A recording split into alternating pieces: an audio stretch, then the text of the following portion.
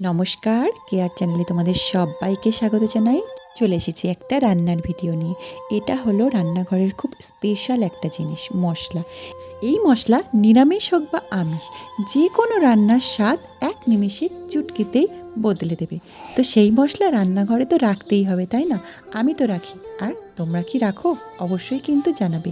তো যদি না রাখো তাহলে এখন থেকেই রাখতে শুরু করে দাও। চলো আমি তোমাদের সাথে শেয়ার করি।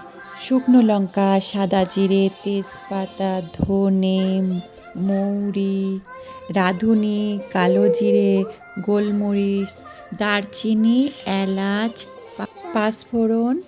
মৌরি কিন্তু একদমই দেবে না, আর কালো জিরের ভাগটা কিন্তু একদমই অল্প দেবে। এখানে বেশি ভাগ দেবে ধনে আর সাদা জিরে, এটাই পরিমাণটা একটু বেশি দেবে।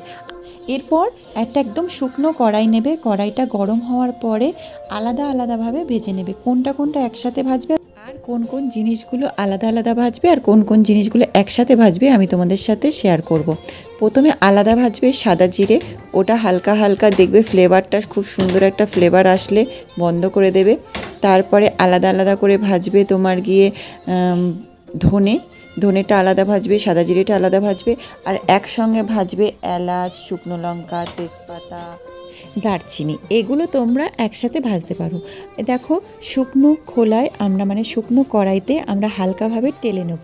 এটা কিন্তু আমরা ধীরে একদম ধিম আঁচে আস্তে আস্তে করে এটাকে টালতে হবে।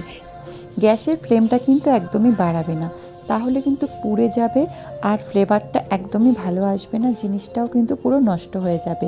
তো তার জন্যে দেখো শুকনো লঙ্কাটা কেমন কালো কালো টাইপের হয়ে গেছে, দেখছো? এইভাবে ভাজা ভাজা হবে। এখানে আমি দিয়ে দিয়েছি ধনে, আর ধনের সাথে দিয়ে দিয়েছি কিন্তু আমি গোলমরিচ। গোলমরিচটা আর ধনেটা একসাথে দিলে কোনো প্রবলেম হবে না। আস্তে আস্তে আস্তে আস্তে এটাকেও আমি টেলে নেব। টেলে একটা ব্রাউন কালার টাইপের, হালকা ব্রাউন কালার টাইপের আসবে, তখন কিন্তু এই দেখো কালারটা দেখেছো, এই কালারটা ধনের কালারটা একটু চেঞ্জ হলে তারপরে ফ্লেভারটা আসলেই বন্ধ করে দেব। তারপর আমার সমস্তটা ভাজা হয়ে গেছে, তারপরে সমস্তটা আমি কড়াইয়ের মধ্যে দিয়ে আর একবার গরম করে মিক্সচারে গুঁড়ো করলেই রেডি আমার স্পেশাল মশলা।